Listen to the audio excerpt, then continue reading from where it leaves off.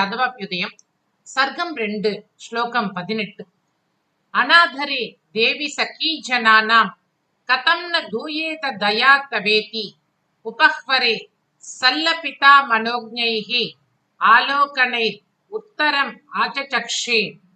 அநாதரே தேவி சகீ ஜனானாம் கதம் ந தூயேத தயா தவேதி உபஹ்வரே சல்லபிதா மனோஜ்ஞைஹி ஆலோகனைர் உத்தரம் ஆச்சசக்ஷே.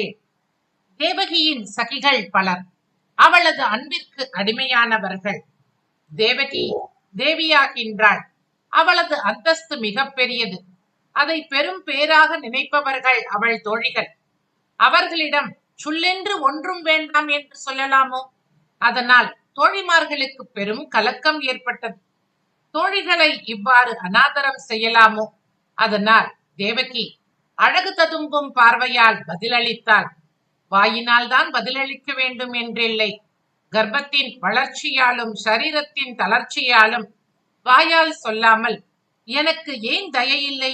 என் வயிற்றில் இருப்பவன் தயைக்கு சொந்தக்காரனாயிற்றே, அவனை சுமப்பவளான நானும் அதே போல் தயை செய்வேன் என்று அழகாக அவர்களை பார்த்தாள்.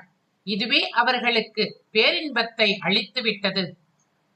அநாதரே தேவி சகீ ஜனானாம், அநாதரே தேவி சகீ ஜனானாம் கதம் ந தூயேத தயா தவேதி, கதம் ந தூயேத தயா தவேதி உபஹ்வரே சல்லபிதா மனோஜ்ஞைஹி, உபஹ்வரே சல்லபிதா மனோஜ்ஞைஹி ஆலோகனைர் உத்தரம் ஆச்சசக்ஷே, ஆலோகனைர் உத்தரம் ஆச்சசக்ஷே.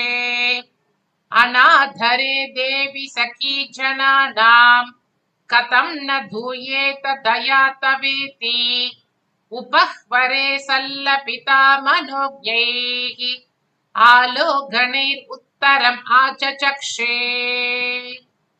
சுவாமி தேசிகன் திருவடிகளே சரணம்.